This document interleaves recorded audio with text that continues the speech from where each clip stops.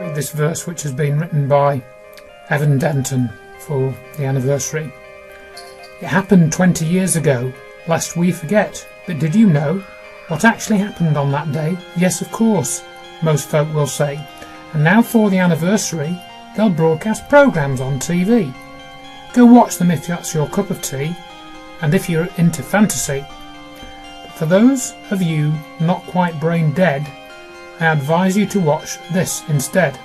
This presentation by Dr. Judy Wood, the first one who really understood and pieced it together at her pace, resulting in a Ketam case, unlawfully dismissed by the court, not because evidence fell short.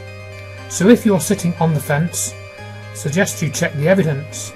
Conventional physics can't explain, and neither can an aeroplane. The towers didn't collapse per se, but turned to dust and then blew away.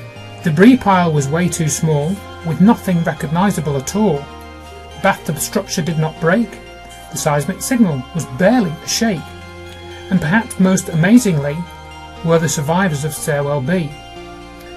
While others completely disappeared, and this is where it gets weird, glowing stuff that ought to be hot, but without heat it was not, melting boots but no burnt feet, and cars exploding down the street.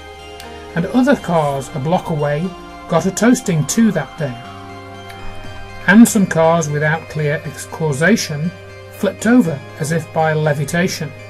What caused the cars to become toast? Was it Erin parked off the coast? And what about the Earth's magnetic field?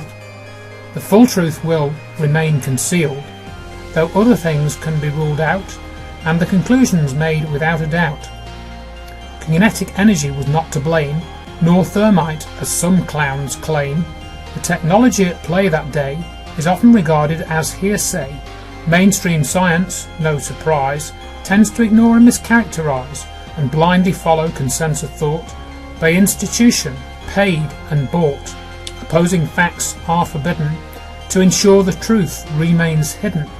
Heroes of the alternative scene, like Dr. Malev, the late Eugene, Pons and Fleischmann, John Bockris too, and Hutchison and Tesla, to name a few, have all stumbled across this science, thanks in part to non-compliance.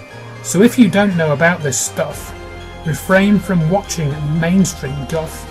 Listen to Dr. Wood instead, and your perception will be put to bed.